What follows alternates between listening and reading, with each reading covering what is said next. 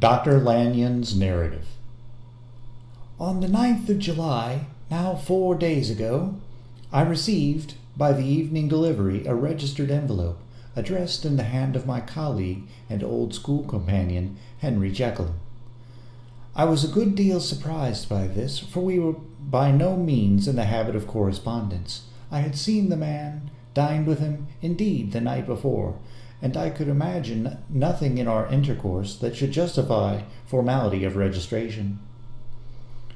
The contents increased my wonder, for this is how the letter ran. 10th December, 18. Dear Lanyon, you are one of my oldest friends, and, although we may have differed at times on scientific questions, I cannot remember, at least on my side, any break in our affection. There was never a day when, if you had said to me, "Jekyll, my life, my honor, my reason depend upon you," I would not have sacrificed my left hand to help you. Lanyon, my life, my honor, my reason are all at your mercy. If you fail me tonight, I am lost.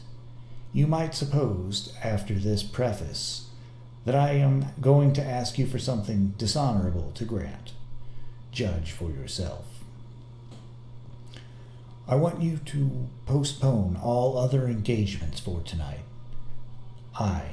Even if you were summoned to the bedside of an emperor, to take a cab, unless your carriage should be actually at the door, and with this letter in your hand for consultation, to drive straight to my house. Poole, my butler, has his orders.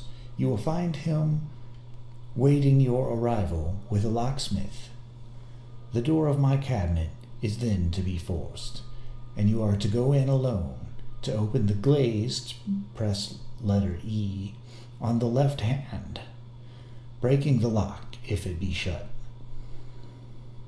and to draw out, with all its contents as they stand, the fourth drawer from the top, or, which is the same thing, the third drawer from the bottom. In my extreme distress of mind, I have a morbid fear of misdirecting you. But even if I am in error, you may know the right drawer by its contents: some powders, a file, and a paper book.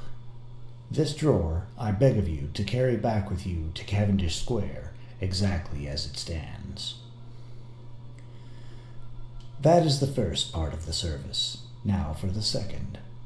You should be back, if you set out at once on the receipt of this, long before midnight.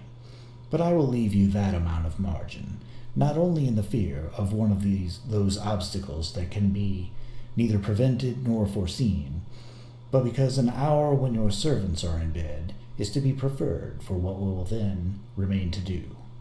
At midnight, then, I have to ask you to be alone in your consulting room, to admit with your own hand into the house a man who will present himself in my name, and to place in his hands the drawer that you will have brought with you from my cabinet. Then you will have played your part and earned my gratitude completely. 5 minutes afterwards, if you insist upon an explanation, you will have understood that these arrangements are of capital importance, and that by the neglect of one of them, fantastic as they must appear, you might have charged your conscience with my death, or the shipwreck of my reason. Confident as I am that you will not trifle with this appeal, my heart sinks and my hand trembles at the bare thought of such a possibility. Think of me at this hour, in a strange place, laboring under a blackness of distress that no fancy can exaggerate, and yet well aware that if you will but punctually serve me, my troubles will roll away like a story that is told. Serve me, my dear Lanyon, and save your friend, H.J. P.S. I had already sealed this up when a fresh terror struck upon my soul. It is possible that the post office may fail me, and this letter not come into your hands until tomorrow morning. In that case, dear Lanyon, do my errand when it shall be most convenient for you in the course of the day, and once more expect my messenger at midnight. It may then already be too late, and if that night passes without event, you will know that you have seen the last of Henry Jekyll. Upon the reading of this letter, I made sure my colleague was insane, but till that was proved beyond the possibility of doubt, I felt bound to do as he requested. The less I understood of this virago, the less I was in a position to judge of its importance, and an appeal so worded could not be set aside without a grave responsibility. I rose accordingly from the table, got into a hansom, and drove straight to Jekyll's house. The butler was waiting my arrival. He had received by the same post as mine a registered letter of instruction, and had sent at once for a locksmith and a carpenter. The tradesmen came while we were yet speaking, and we moved in a body to old Dr. Denman's surgical theatre, from which, as you are doubtless aware, Jekyll's private cabinet is most conveniently entered. The door was very strong, the lock excellent. The carpenter avowed he would have great trouble and have to do much damage if force were to be used, and the locksmith was near despair. But this was a handy fellow, and after 2 hours' work the door stood open. The press marked E was unlocked, and I took out the drawer. Had it filled up with straw and tied in a sheet, and returned with it to Cavendish Square. Here I proceeded to examine its contents. The powders were neatly enough made up, but not with the nicety of the dispensing chemist, so that it was plain they were of Jekyll's private manufacture. And when I opened one of the wrappers, I found what seemed to me a simple crystalline salt of a white color. The phial, to which I next turned my attention, might have been about half full of a blood-red liquor, which was highly pungent to the sense of smell, and seemed to me to contain phosphorus and some volatile ether.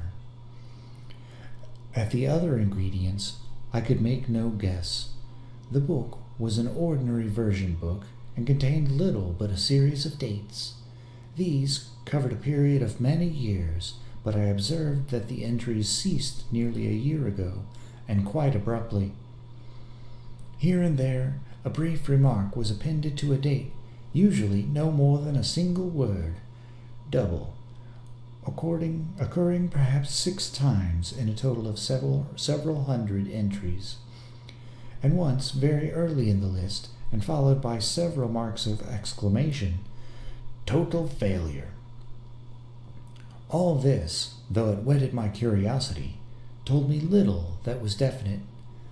Here were a phial of some salt, and the record of a series of experiments that had led, like too many of Jekyll's investigations, to no end of practical usefulness. How could the presence of these articles in my house affect either the honor, the sanity, or the life of my flighty colleague? If his messenger could go to one place, why could he not go to another? And even granting some impediment, why was this gentleman to be received by me in secret? The more I reflected, the more convinced I grew that I was dealing with a case of cerebral disease. And though I dismissed my servants to bed, I loaded an old revolver that I might be found in some posture of self-defense. 12 o'clock had scarce rung out over London ere the knocker sounded very gently on the door. I went myself at the summons, and found a small man crouching against the pillars of the portico. "Are you come from Dr. Jekyll?" I asked. He told me yes, by a constrained gesture, and when I had bidden him enter, he did not obey me without a searching backward glance into the darkness of the square. There was a policeman not far off, advancing with his bull's-eye open, and at the sight I thought my visitor started and made greater haste. These particulars struck me, I confess, disagreeably, and as I followed him into the bright light of the consulting room, I kept my hand ready upon my weapon. Here, at last, I had a chance of clearly seeing him. I had never set eyes on him before, so much was certain. He was small, as I have said. I was struck besides with the shocking expression of his face, with his remarkable combination of great muscular activity and great apparent debility of constitution, and last but not least, with the odd, subjective disturbance caused by his neighborhood. This bore some resemblance to incipient rigor, and was accompanied by a marked sinking of the pulse. At the time, I set it down to some idiosyncratic personal distaste, and merely wondered at the acuteness of the symptoms. But I have since had reason to believe the cause to lie much deeper in the nature of man, and to turn on some nobler hinge than the principle of hatred. This person, who had thus from the first moment of his entrance struck me in what I can only describe as a disgustful curiosity, was dressed in a fashion that would have made an ordinary person laughable. His clothes, that is to say, all they were of rich and sober fabric, were enormously too large for him in every measurement. The trousers hanging on his legs and rolled up to keep them from the ground, the waist of the coat below his haunches, and the collar sprawling wide upon his shoulders. Strange to relate, this ludicrous accoutrement was far from moving me to laughter, rather, as there was something abnormal and misbegotten in the very essence of the creature that now faced me, something seizing, surprising, and revolting. This fresh disparity seemed but to fit in with and to reinforce it, so that my interest in the man's nature and character.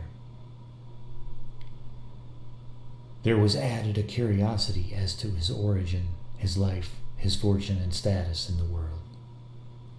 These observations, though have taken so great a space to be set down in, were yet the work of a few seconds. My visitor was indeed on fire with somber excitement. "Have you got it?" he cried. "Have you got it?" And so lively was his impatience that he even laid his hand upon my arm and sought to shake me. I put him back, conscious at his touch of a certain icy pang along my blood. "Come, sir," said I, "you forget that I have not yet had the pleasure of your acquaintance. Be seated, if you please." And I showed him an example, and sat down myself in my customary seat, and with as fair an imitation of my ordinary manner as a patient. To a patient, as the lateness of the hour, the nature of my preoccupations, and the horror I had of my visitor, would suffer me to muster. "I beg your pardon, Dr. Lanyon," he replied civilly enough. "What you say is very well founded, and my impatience has shown its heels to my politeness. I come here at the insistence of your colleague, Dr. Henry Jekyll, on a piece of business of some moment, and I understood." He paused and put his hand to his throat, and I could see, in spite of his collected manner, that he was wrestling against the approaches of the hysteria. "I understood. A drawer."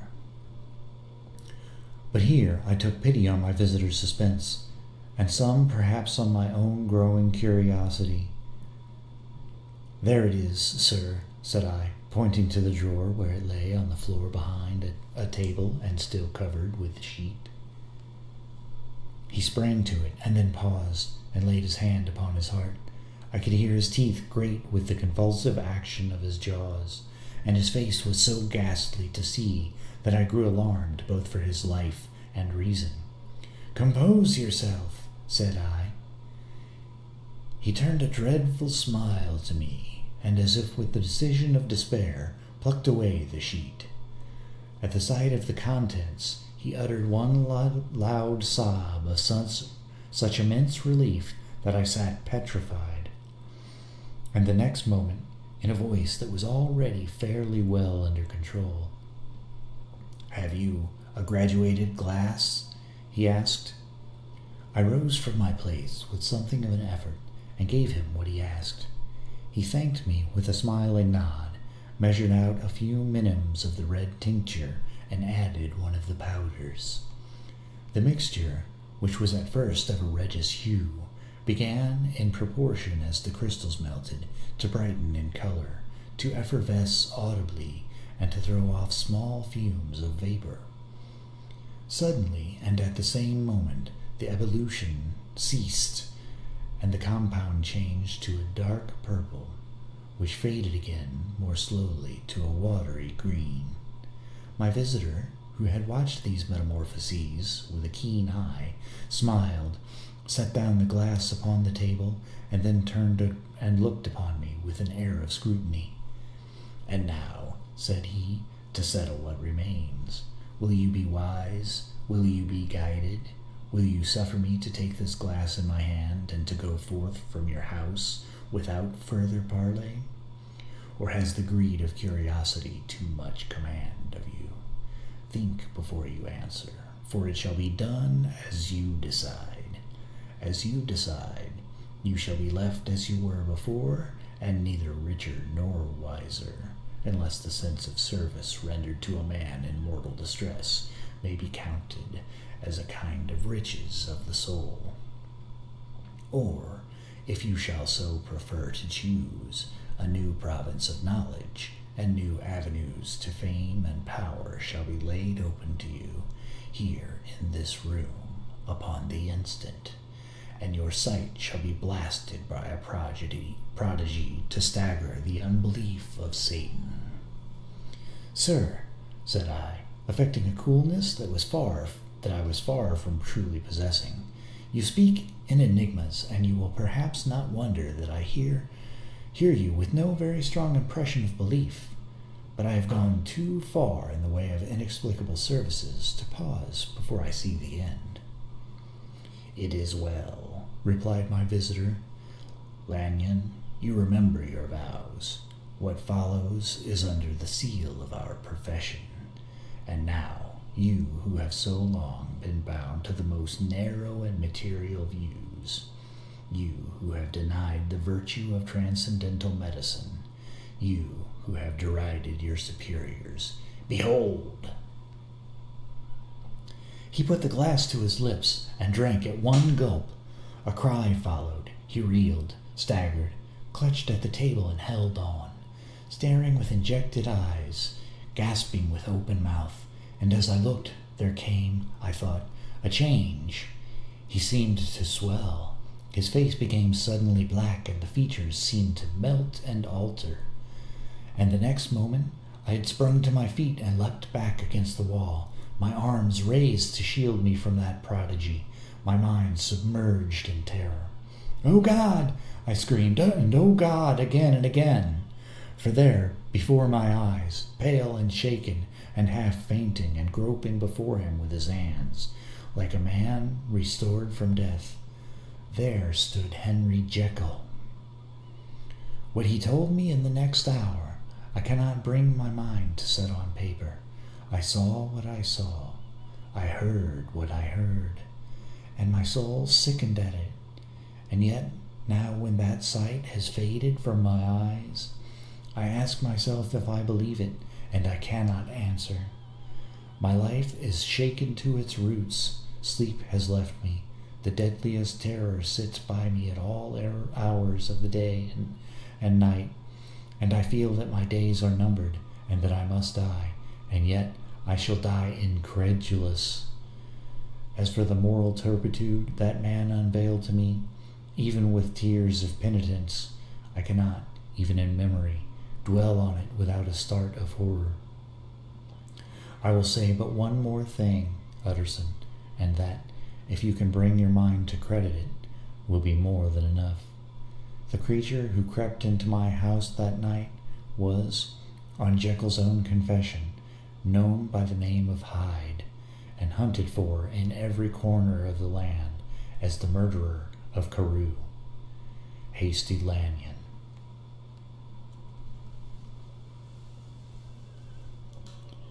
Henry Jekyll's full statement of the case. I was born in the year 18. to a large fortune, endowed besides with excellent parts, inclined by nature to industry, fond of the respect of the wise, and good among my fellowmen. And thus, as might have been supposed, with every guarantee of an honorable and distinguished future.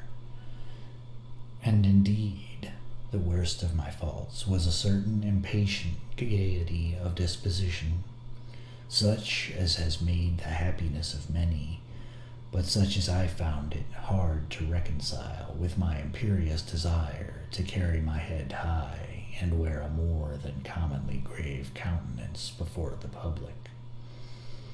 Hence it came about that I concealed my pleasures, and that when I reached years of reflection and began to look round me and take stock of my progress and position in the world, I stood already committed to a profound duplicity of me.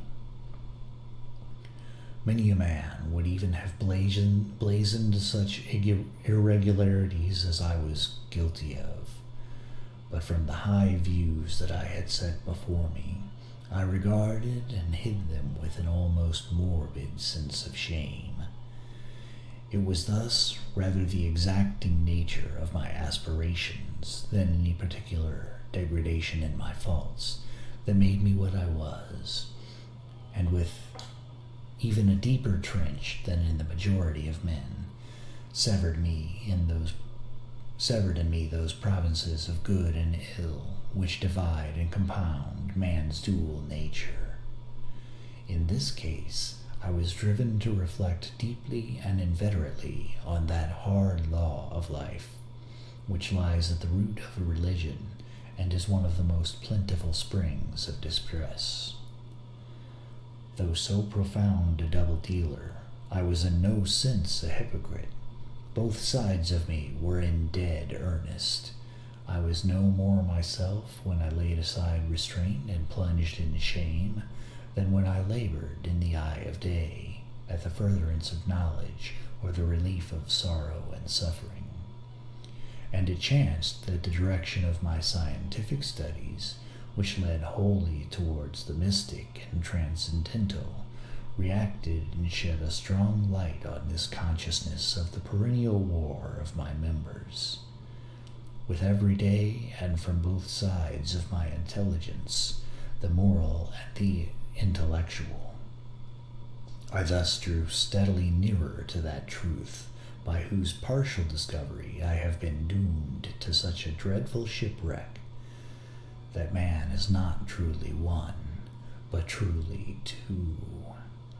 I say two because the state of my own knowledge does not pass beyond that point. Others will follow, others will outstrip me on the same lines, and I hazard the guess that man will be ultimately known for a mere polity of multifarious, incongruous, and independent denizens. I, for my part, from the nature of my life, advanced infallibly in one direction, and in one direction only.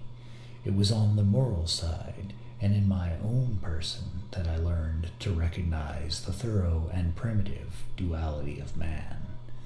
I saw that, of the two natures that contended in the field of my consciousness, even if I could be rightly said to be either, it was only because I was radically both, and from an early date, even before the course of my scientific discoveries had begun to suggest the most naked possibility of such a miracle, I had learned to dwell with pleasure, as a beloved daydream, on the thought of the separation of these elements. If each, I told myself, could be housed in separate identities, life would be relieved of all that was unbearable. The unjust might go his way, delivered from the aspirations and remorse of his more upright twin, and the just could walk steadfastly and securely on his upward path, doing the good things in which he found his pleasure, and no longer exposed to disgrace and penitence by the hands of his extraneous evil. It was the curse of mankind that these incongruous faggots were thus bound together, that in the agonized womb of consciousness these polar twins should be continuously struggling. How, then, were they dissociated? I was so far in my reflections when, as I have said, a light began to shine upon the subject from the laboratory table. I began to perceive more deeply than it has ever yet been stated the trembling immateriality, the mist-like transience of this seemingly so solid body in which we walk attired. Certain agents I found to have the power to shake and pluck back that fleshly vestment, even as a wind might toss the curtains of a pavilion. For two good reasons, I will not enter deeply into this scientific branch of my confession. First, because I've been made to learn that the doom and burthen of our life is bound forever on man's shoulders, and when the attempt is made to cast it off, it but returns upon us with more unfamiliar and more awful pressure. Second, because, as my narrative will make, alas, too evident, my discoveries were incomplete. Enough, then, that I not only recognized my natural body from the mere aura and effulgence of certain of the powers that made up my spirit, but managed to compound a drug by which these powers should be dethroned from their supremacy, and a second form and countenance substituted, none the less natural to me because they were the expression and bore the stamp of lower elements in my soul. I hesitated long before I put this theory to the test of practice. I knew well that I risked death, for any drug that so potently controlled and shook the very fortress of identity might, by the least scruple of an overdose, or at the least inopportunity in the moment of exhibition, utterly blot out that immaterial tabernacle which I looked to it to change. But the temptation of a discovery so singular and profound at last overcame the suggestions of alarm. I had long since prepared my tincture. I purchased at once from a firm of wholesale chemists a large quantity of a particular salt which I knew, from my experiments, to be the last ingredient required. And late one accursed night I compounded the elements, watched them boil and smoke together in the glass, and when the ebullition had subsided, with a strong glow of courage, drank off the potion. The most racking pains succeeded, a grinding in the bones, deadly nausea, and a horror of the spirit that cannot be exceeded at the hour of birth or death. Then these agonies began swiftly to subside, and I came to myself as if out of a great sickness. There was something strange in my sensations, something indescribably new and, from its very novelty, incredibly sweet. I felt younger, lighter, happier in body. Within, I was conscious of a heady recklessness, a current of disordered, sensual images running like a mill race in my fancy, a solution of the bonds of obligation, an unknown but not an innocent freedom of the soul. I knew myself, at the first breath of this life, to be more wicked, tenfold more wicked, sold a slave to my original evil, and the thought in that moment braced and delighted me like wine. I stretched out my hands, exulting in the freshness of these sensations, and in the act I was suddenly aware that I had lost in stature. There was no mirror at that date in my room. That which stands beside me as I write was brought there later on, and for the very purpose of these transformations. The night, however, was far gone into the morning. The morning, black as it was nearly ripe for the conception of the day, The inmates of my house were locked in the most rigorous hours of slumber, and I determined, flushed as I was with hope and triumph, to venture in my new shape as far as to my bedroom. I crossed the yard, wherein the constellations looked down upon me. I could have thought, with wonder, the first creature of that sort that their unsleeping vigilance had yet disclosed to them. I stole through the corridors, a stranger in my own house, and coming to my room, I saw for the first time the appearance of Edward Hyde. I must here speak by theory alone, saying not that which I know, but that which I supposed must be probable. The evil side of my nature, to which I had now transferred the stamping efficacy, was less robust and less developed than the good which I had just disposed. Again, in the course of my life, which had been, after all, 9/10 a life of effort, virtue, and control, it had been much less exercised and much less exhausted, and hence, as I think, it came about that Edward Hyde was so much smaller, slighter, and younger than Henry Jekyll. Even as good shone upon the countenance of the one, evil was written broadly and plainly on the face of the other. Evil besides, which I must still believe to be the lethal side of man, had left on that body an imprint of deformity and decay. And yet when I looked upon that ugly idol in the glass, I was conscious of no repugnance, rather of a leap of welcome. This, too, was myself. It seemed natural and human. In my eyes it bore a livelier image of the spirit. It seemed more express and single than the imperfect and divided countenance I had been hitherto accustomed to call mine.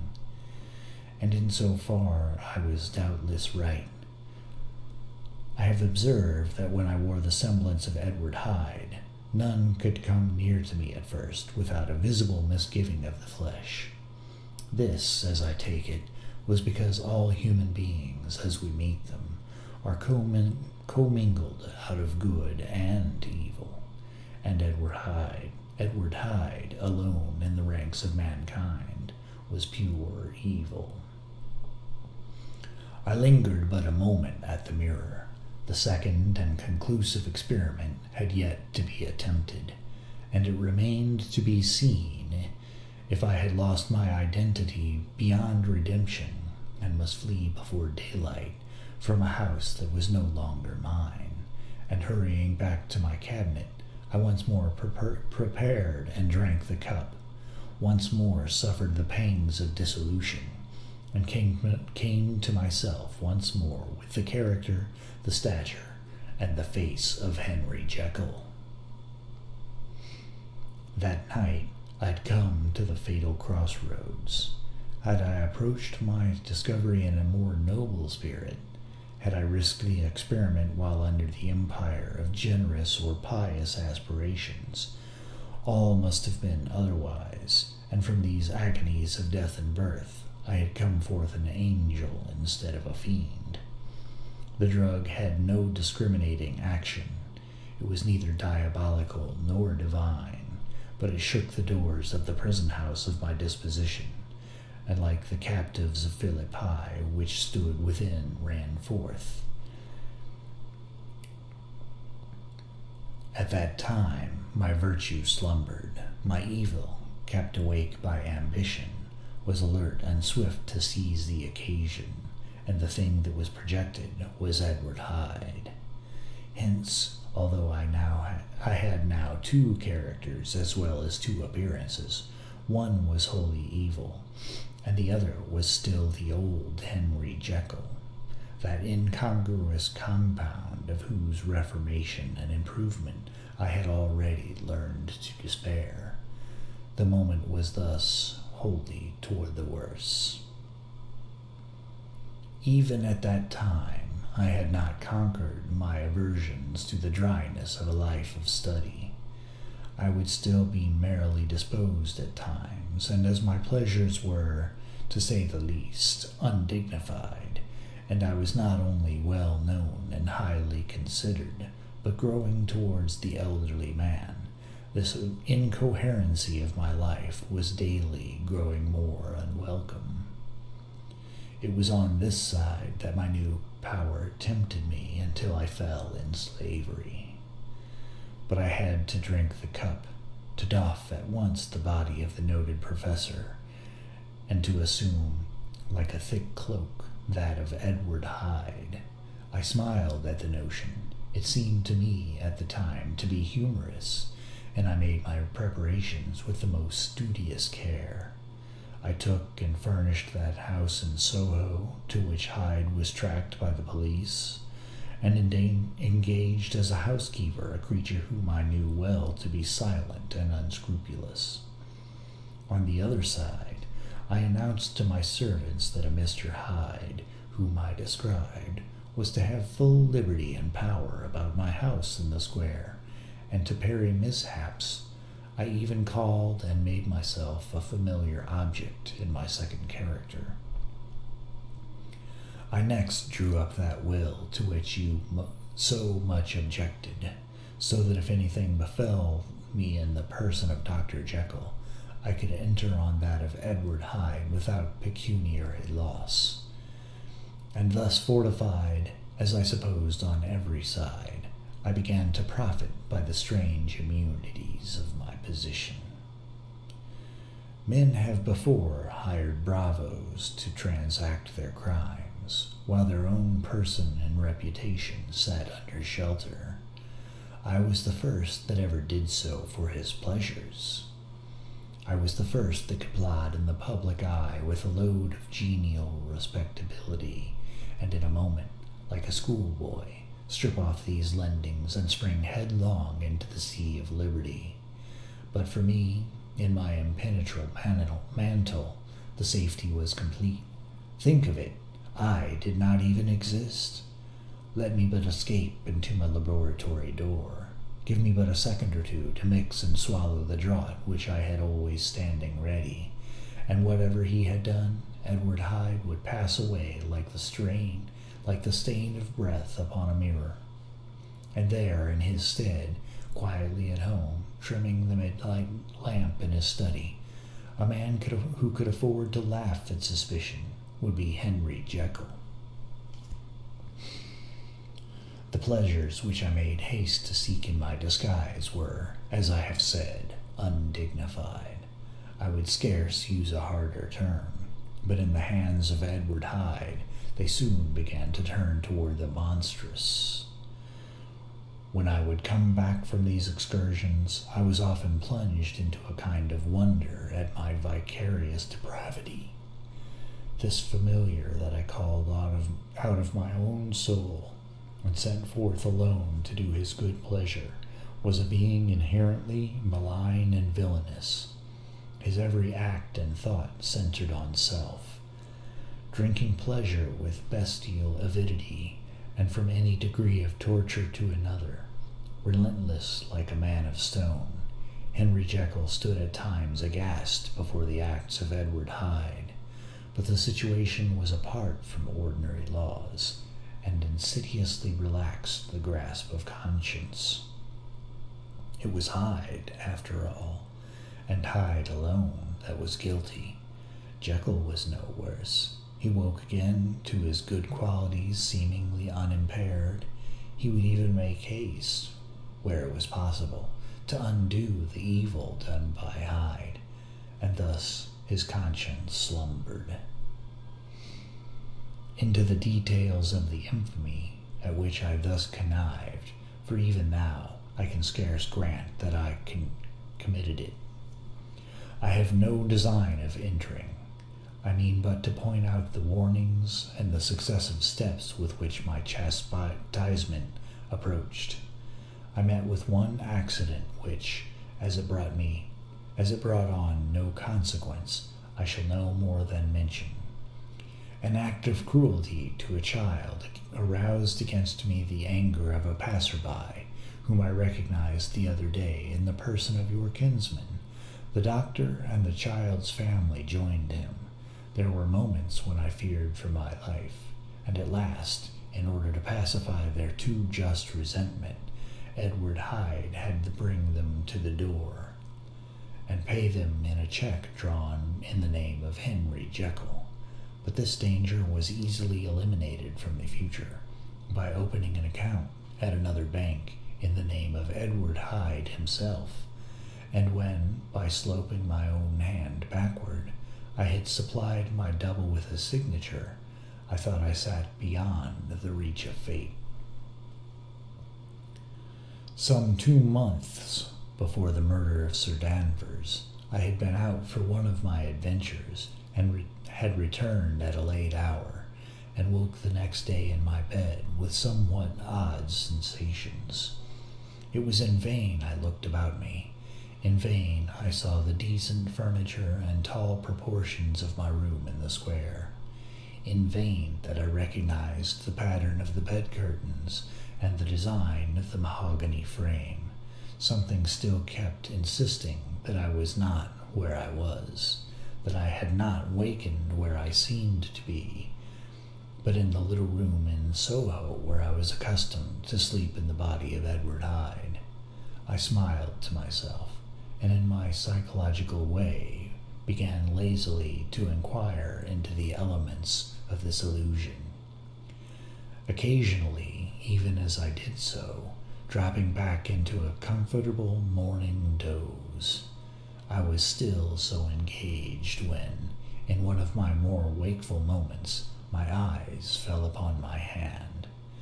Now, the hand of Henry Jekyll, as you have often remarked, was professional in shape and size. It was large, firm, white, and comely. But the hand which I now saw, clearly enough in the yellow light of a mid-London morning, lying half shut on the bedclothes, was lean, coarser, knuckly, of a dusky pallor, and thickly shaded with a swart growth of hair. It was the hand of Edward Hyde. I must have stared upon it for near half a minute, sunk as I was in the mere stupidity of wonder, before terror woke up in my breast, as sudden and startling as the crash of cymbals, and bounding from my bed, I rushed to the mirror. At the sight that met my eyes, my blood was changed into something exquisitely thin and icy. Yes, I had gone to bed Henry Jekyll. I had awakened Edward Hyde. How was this to be explained? I asked myself, and then, with another bound of terror, how was it to be remedied? It was well on in the morning. The servants were up. All my drugs were in the cabinet. A long journey down 2 pairs of stairs, through the back passage, across the open court, and through the anatomical theater, from where I was then standing horror-struck. It might indeed be possible to cover my face, but of what use was that when I was unable to conceal the alteration in my stature? And then, with an overpowering sweetness of relief, it came back upon my mind that the servants were already used to the coming and going of my second self. I had soon dressed as well as I was able, in clothes of my own size, had soon passed through the house, where Bradshaw stared and drew back at seeing Mr. Hyde at such an hour and in such a strange array, and 10 minutes later Dr. Jekyll had returned to his own shape and was sitting down, with a darkened brow, to make a feint of breakfasting. Small indeed was my appetite. This inexplicable incident, this reversal of my previous experience, seemed, like a Babylonian finger on the wall, to be spelling out the letters of my judgment, and I began to reflect more seriously than ever before on the issues and possibilities of my double existence. That part of me which I had the power of projecting had lately been much exercised and nourished. It had seemed to me of late as though the body of Edward Hyde had grown in stature, as though, when I wore that form, I were conscious of a more generous tide of blood, and I began to spy a danger that, if this were much prolonged, the balance of my nature might be permanently overthrown, the power of voluntary change be forfeited, and the character of Edward Hyde become irrevocably mine. The power of the drug had not been always equally displayed. Once, very early in my career, it had totally failed me. Since then, I had been obliged on more than one occasion to double, and once, with infinite risk of death, to treble the amount. And these rare uncertainties had cast hitherto the sole shadow on my contentment. Now, however, and in the light of that morning's accident, I was led to remark that whereas, in the beginning, the difficulty had been to throw off the body of Jekyll, it had of late gradually but decidedly transferred itself to the other side. All things, therefore, seemed to point to this, that I was slowly losing hold of my original and better self, and becoming slowly incorporated with my second and worst. Between these two, I now felt I had to choose. My two natures had memory in common, but all other faculties were most unequally shared between them. Jekyll, who was composite, now with the most sensitive apprehensions, now with a greedy gusto, projected and shared in the pleasures and adventures of Hyde. But Hyde was indifferent to Jekyll, or but remembered him as the mountain bandit remembers the cavern in which he conceals himself from pursuit. Jekyll had more than a father's interest. Hyde had more than a son's disdain. To cast my lot with Jekyll was to die to those appetites which I had long secretly indulged, and had of late begun to pamper. To cast it in with Hyde, which was to die to a thousand interests and aspirations, and to become at a blow and forever despised and friendless. The bargain might appear unequal, but there was still another consideration in the scales. For while Jekyll would suffer smartingly in the fires of abstinence, Hyde would be not even conscious of all that he had lost. Strange as my circumstances were, the terms of this debate are as old and commonplace as man. Much the same inducements and alarms cast the die for any tempted and trembling sinner, and it fell out with me, as it falls with so vast a majority of my fellows, that I chose the better part, and was found wanting in the strength to keep it. Yes, I preferred the elderly and discontented doctor, surrounded by friends and cherishing honest hopes, and bade a resolute farewell to the liberty, the comparative youth, the light step, leaping impulses and secret pleasures that I had enjoyed in the disguise of Hyde. I made this choice perhaps with some unconscious reservation, for I neither gave up the house in Soho, nor destroyed the clothes of Edward Hyde, which still lay ready in my cabinet. For 2 months, however, I was true to my determination. For 2 months I led a life of such severity as I had never before attained to, and enjoyed the compensations of an improving conscience. But time began at last to obliterate the freshness of my alarm. The praises of conscience began to grow into a thing of course. I began to be tortured with throes and longings, as of Hyde struggling after freedom, and at last, in an hour of moral weakness, I once again compounded and swallowed the transforming draught. I do not suppose that, when a drunkard reasons with himself upon his vice, he is once out of 500 times affected by the dangers that he runs through his brutish physical insensibility. Neither had I, long as I had considered my position, made enough allowance for the complete moral insensibility and insensate readiness to evil which were the leading characters of Edward Hyde. Yet it was by these that I was punished. My devil had long been caged. He came out roaring. I was conscious, even when I took the draught, of a more unbridled, a more furious propensity to ill. It must have been this, I suppose, that stirred in my soul that tempest of impatience which with I listened to the civilities of my unhappy victim.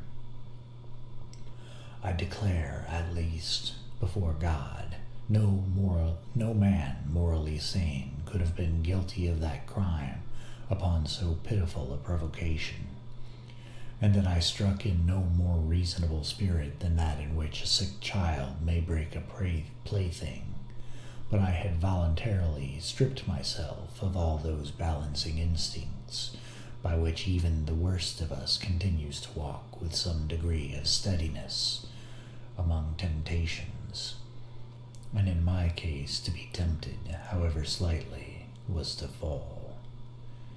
Instantly the spirit of hell awoke in me and raged. With a transport of glee, I mauled the unresisting body, tasting delight from every blow, and it was not till weariness had begun to succeed that I was suddenly, in the top fit of my delirium, struck through the heart by a cold thrill of terror. A mist dispersed. I saw my life to be forfeit, and fled from the scene of these excesses, at once glorying and trembling. My lust of evil gratified and stimulated, my love of life screwed to the topmost peg, I ran to the house in Soho, and, to make assurance doubly sure, destroyed my papers. Thence I set out through the lamplit streets in the same divided ecstasy of mind, gloating on my crime, light-headedly devising others in the future, and yet still hastening and still hearkening in my wake for the steps of the avenger. Hyde had a song upon his lips as he compounded the draught, and as he drank it, pledged the dead man. The pangs of transformation had not done tearing him before Henry Jekyll, with streaming tears of gratitude and remorse, had fallen upon his knees and lifted his clasped hands to God. The veil of self-indulgence was rent from head to foot. I saw my life as a whole. I followed it up from the days of childhood, when I had walked with my father's hand, and through the self-denying toils of my professional life, to arrive again and again with the same sense of unreality at the damned horrors of the evening. I could have screamed aloud. I sought with tears and prayers to smother down the crowd of hideous images and sounds with which my memory swarmed against me. And still, between the petitions, the ugly face of my iniquity stared into my soul. As the acuteness of this remorse began to die away, it was succeeded by a sense of joy. The problem of my conduct was solved. Hyde was thenceforth impossible. Whether I would or not, I was now confined to the better part of my existence, and oh, how I rejoiced to think of it.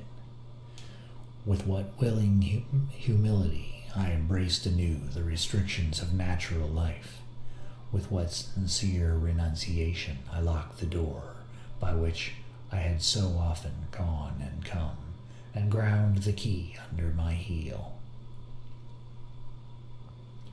The next day came the news that the murder had not been overlooked, that the guilt of Hyde was patent to the world, and that the victim was a man high in public estimation. It was not only a crime, it had been a tragic folly. I think I was glad to know it. I think I was glad to have my better impulses thus buttressed and guarded by the terrors of the scaffold. Jekyll was now my city of refuge, but let Hyde peep out an instant, and the hands of all men would be raised to take and slay him. I resolved in my future conduct to redeem the past, and I can say with honesty that my resolve was fruitful of some good. You know yourself how earnestly, in the last months of the year, I labored to relieve suffering. You know that much was done for others, and that the days passed quietly, almost happily for myself. Nor can I truly say that I wearied of this beneficent and innocent life. I think instead that I daily enjoyed it more completely, but I was still cursed with my duality of purpose, and as the first edge of my penitence wore off, the lower side of me, so long indulged, so recently chained down, began to growl for license. Not that I dreamed of resuscitating Hyde. The bare idea of that would startle me to frenzy. No, it was in my own person that I was once more tempted to trifle with my conscience, and it was as an ordinary secret sinner that I at last fell before the assaults of temptation. There comes an end to all things. The most capacious measure is filled at last, and this brief condescension to my evil finally destroyed the balance of my soul. And yet I was not alarmed. The fall seemed natural, like a return to the old days before I had made my discovery.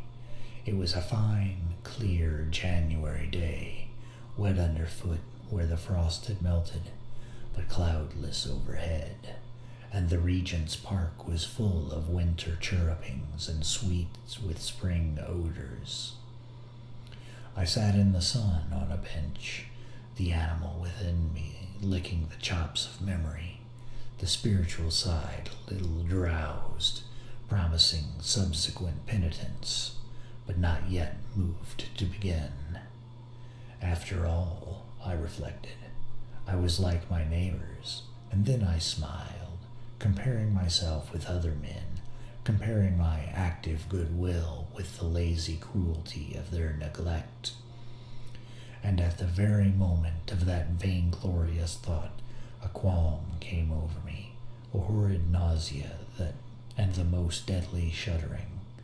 These passed away and left me faint, and then, as in its turn faintness subsided, I began to be aware of a change in the temper of my thoughts, a greater boldness, a contempt of danger, a solution of the bonds of obligation. I looked down. My clothes hung formlessly on my shrunken limbs. The hand that lay on my knee was corded and hairy.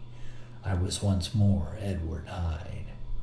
A moment before, I had been safe of all men's respect, wealthy, beloved, the cloth laying for me in the dining room at home.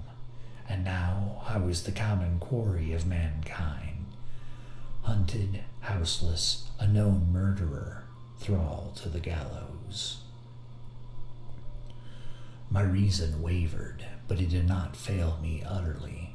I have more than once observed that in my second character my faculties seemed sharpened to a point, and my spirits more tensely elastic. Thus it came about that, where Jekyll perhaps might have succumbed, Hyde rose to the importance of the moment. My drugs were in one of the presses of my cabinet. How was I to reach them? That was the problem that, crushing my temples in my hands, I set myself to solve. The laboratory door I had closed. If I sought to enter by the house, my own servants would consign me to the gallows. I saw I must employ another hand, and thought of Lanyon. How was he to be reached? How persuaded? Supposing that I escaped capture in the streets, How was I to make my way into his presence? And how should I, an unknown and displeasing visitor, prevail on the famous physician to rifle the study of his colleague, Dr. Jekyll? Then I remembered that of my original character. One part remained to me. I could write my own hand, and once I had conceived that kindling spark, the way that I must follow became lighted up from end to end. Thereupon I arranged my clothes as best I could, and summoning a passing hansom, drove to a hotel in Portland Street, the name of which I chanced to remember. At my appearance, which was indeed comical enough, however tragic a fate these garments covered, the driver could not conceal his mirth. I gnashed my teeth upon him with a gust of devilish fury, and the smile withered from his face. Happily for him, yet more happily for myself, for in another instant I had certainly dragged him from his perch. At the inn, as I entered, I looked about me with so black a countenance as made the attendants tremble. Not a look did they exchange in my presence, but obsequiously took my orders, led me to a private room, and brought me wherewithal to write. Hyde, in danger of his life, was a creature new to me, shaken with inordinate anger, strung to the pitch of murder, lusting to inflict pain. Yet the creature was astute, mastered his fury with a great effort of the will, composed his two important letters, one to Lanyon and one to Poole, and that he might receive actual evidence of their being posted, sent them out with directions that they should be registered. Thenceforward he sat all day over the fire in the private room, gnawing his nails. There he dined, sitting alone with his fears, the waiter visibly quailing before his eye. And thence, when the night was fully come, he set forth in the corner of a closed cab, and was driven to and fro about the streets of the city. He, I say, I cannot say, I. That child of hell had nothing human, nothing lived in him but fear and hatred, and when at last, thinking the driver had begun to grow suspicious, he discharged the cab and ventured on foot, attired in his misfitting clothes, an object marked out for observation, into the midst of the nocturnal passengers. These two base passions raged within him like a tempest. He walked fast, hunted by his fears, chattering to himself, skulking through the less frequented thoroughfares. Counting the minutes that still divided him from midnight, once a woman spoke to him, offering, I think, a box of lights. He smote her in the face, and she fled. When I came to myself at Lanyon's, the horror of my old friend perhaps affected me somewhat. I do not know. It was at least but a drop in the sea to the abhorrence with which I looked back upon these hours. A change had come over me. It was no longer the fear of the gallows. It was the horror of being Hyde that racked me.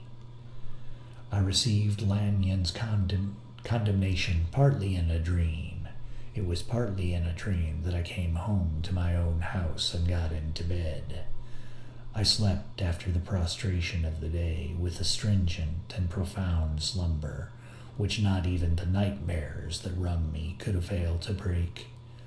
I awoke in the morning shaken, weakened, but refreshed. I still hated and feared the thought of the brute that slept within me, and I had not, of course, forgotten the appalling dangers of the day before.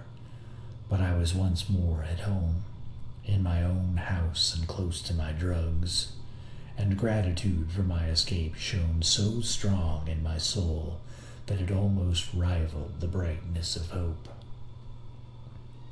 I was stepping leisurely across the court after breakfast, drinking the chill of the air with pleasure, when I was seized again with those indescribable sensations, that heralded the change, and I had but the time to gain the shelter of my cabinet before I was once again raging and freezing with the passions of Hyde.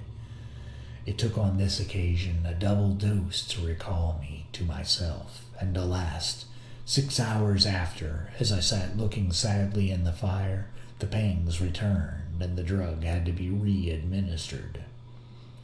In short, from that day forth, it seemed only by a great effort, as of gymnastics, and only under the immediate stimulation of the drug, that I was able to wear the countenance of Jekyll. At all hours of the day and night, I would be taken with a premonitory shudder.